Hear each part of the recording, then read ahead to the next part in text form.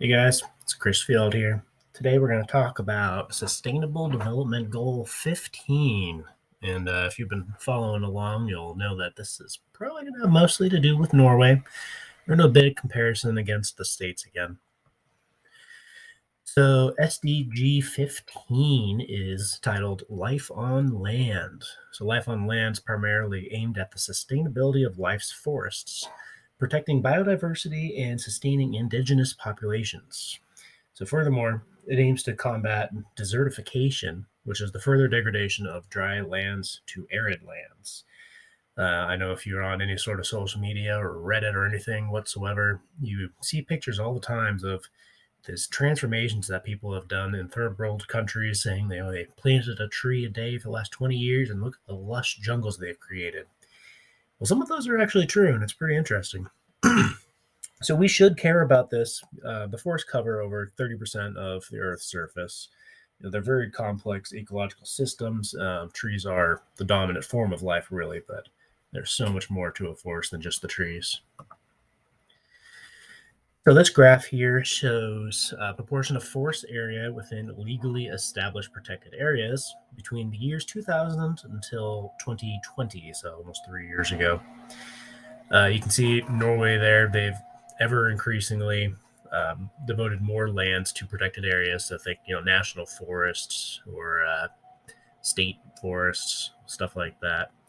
The United States, you can kind of follow along there with the presidencies, if it goes up or goes down or stays neutral. It's pretty interesting when you zoom out even further, or even if you zoom in for every 4 years.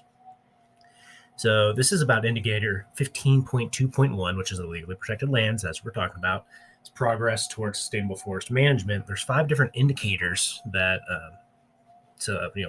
make these lines up here, and that's overall biomass, change in the forest areas, legally protected areas, their long-term plan, and if they're independently verified forest areas.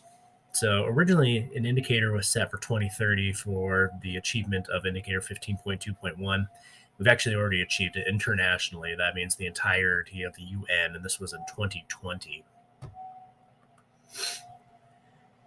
So this here is an annual change in forested areas, again, 2010 to 2020. You can see United States is just plummeting in our overall forest areas. We still have quite a bit of logging going on. Granted, our industries do replant, and it's a pretty interesting study on this. As negative as this looks, the fact that we are decreasing so dramatically isn't an awful thing.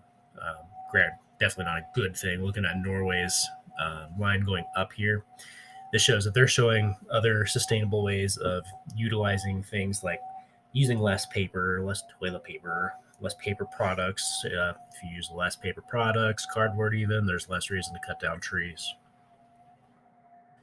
So I'm going to talk a bit about the brown bee, and this may seem a little bit of a segue from what we're talking about here.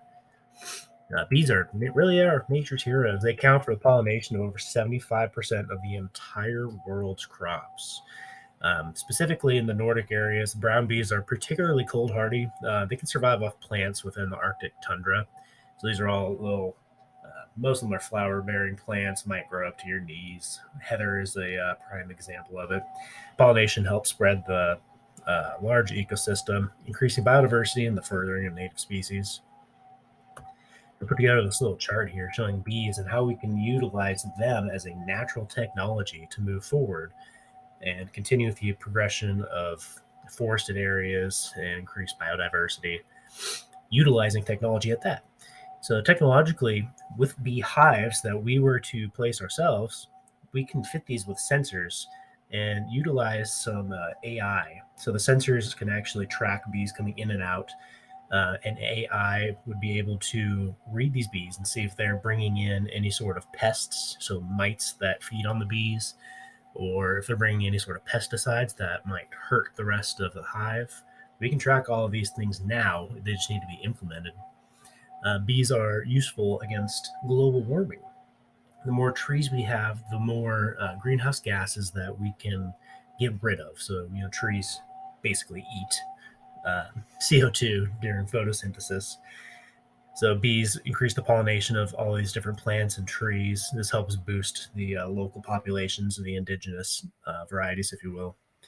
And just a little caveat off that, bees are fantastic for food purposes, not to mention crop rotations. So all of our vegetables, they're fantastic for repollinating all those and spreading all that around. They are a food source themselves for other local varieties of insects. Not to mention mead production. We are talking about the Nordic lands here. Let's not forget about the honey wine.